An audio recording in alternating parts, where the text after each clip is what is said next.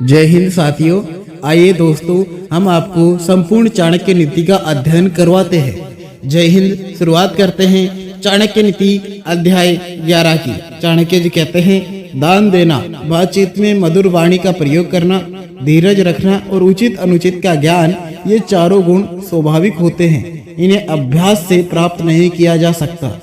आगे चाणक्य जी कहते हैं, जो व्यक्ति अपने वर्ग को छोड़कर दूसरे के वर्ग का सहारा लेता है वे अपने आप ही नष्ट हो जाता है, जैसे राजा दूसरे के धर्म का सहारा लेने से नष्ट हो जाता है। आगे चाणक्य जी कहते हैं, लंबे चौड़े आकार वाला हाथी अंकुश से बस में होता है, अंधकार का नाश एक मामूली दीपक से हो जाता है और विशाल पर्वत वज्र के प्रहार से खंड खंड हो जाता है। क्या अंकुश हाथी के जितना विशाल होता है? क्या दीपक अंधकार जितना बड़ा होता है? क्या वज्र पर्वत जैसा आकारवान होता है? वस्तुतः तेजवान ही बलवान है, आकार प्रकार अथवा विस्तार से कोई बलवान नहीं हो जाता। आगे चाणक्य जी कहते हैं, कलयुग के 10 सहस्त्र वर्ष शेष रह जाने पर सर्वव्यापक परमेश्वर भूमि को त्याग देंगे।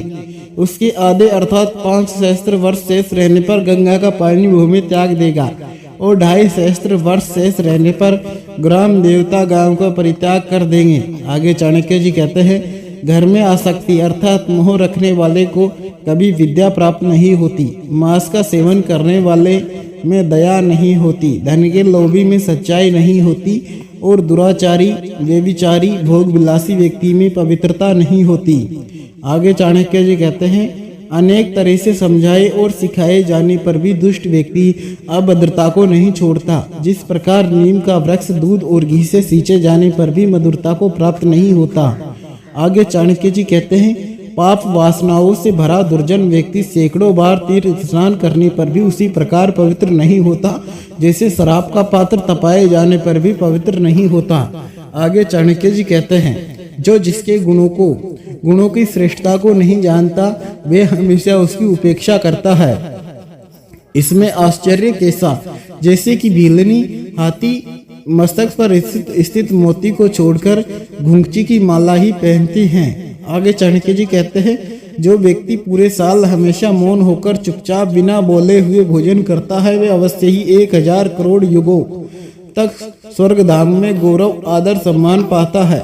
आगे चाणक्य जी कहते हैं, कामुकता क्रोध और लोभ, बिना परिश्रम पदार्थों की प्राप्ति की कामना, स्वादिष्ट पदार्थों के भक्षण की कामना, बनना संवरना, खेल तमाशे, मन बहलावे के लिए ताश आदि खेलना, बहुत सोना तथा अत्यधिक सेवा या चापलूसी करना, इन 8 बातों को विद्यार्थियों को अवश्य ही छोड़ देना चाहिए। आगे चाणक्य जी कहते हैं, बिना जोती हुई धरती से पैदा फल एवं कंदमूल आदि खाकर जो जीवन बिताता है और सदैव वन में बसने की इच्छा रखता है, हर रोज पितरों का श्राद्ध करता है, वे ब्राह्मण ऋषि कहा जाता है। आगे चाणक्य जी कहते हैं, एक समय के आहार से संतोष पाकर हमेशा 6 कर्मों यज्ञ करना, करारा, वेद पाठन, दान लेना देना के लिए तैयार रहने वाला, वे ऋतुकाल में ही स्त्री संग करने वाला विप्र ही ध्वज कहलाता है। आगे चाणक्य जी कहते हैं, सदा लौकिक कर्मों में लीन रहने वाला, पशुपालक पालन करने वाला, व्यापक और खेती करने वाला विप्र वैश्य कहलाता है। आगे चाणक्य जी कहते हैं, लक्षादि तेल, नील, कुमकुम, मधु, घी, शराब, मांस आदि का काम करने वाला विप्र शूद्र कहलाता है।